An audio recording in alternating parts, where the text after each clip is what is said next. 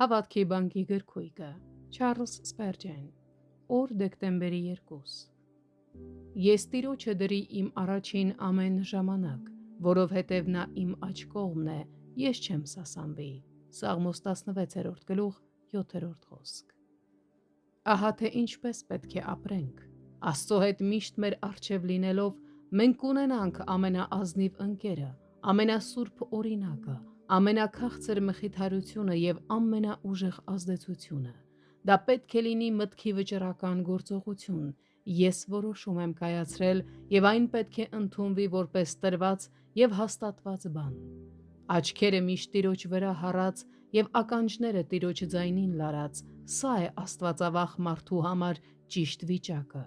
Նրա Աստվածը նրա կողքին է, լցնելով նրա տեսլականի հորիզոնը, առաջնորդելով նրան կյանքի ընթացքում և լինելով նրա խորհրդածության կենտրոնը։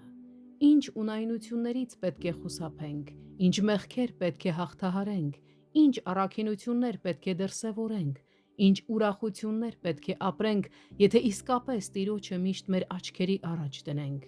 Ինչու ոչ։ Սա է անվտանգ ճանապարհը։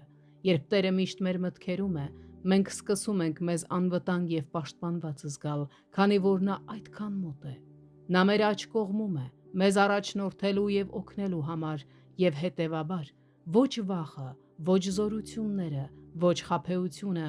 ոչ էլ անկայունությունը մեզ չեն դիպչի։ Երբ Աստված է կանգնած մարդու աջ կողմում, այդ մարդը անսասան է կանգնած։ Եկեք ուրեմն ճշմարտության թշնամիներ, եկեք և հարձակվեք ինչպես կատաղի փոթորիկներ, եթե կամենաք։ Աստված է ինձ առաջնորդում և Աստված է ինձ հետ։ Ումի՞ց պետք է վախենամ։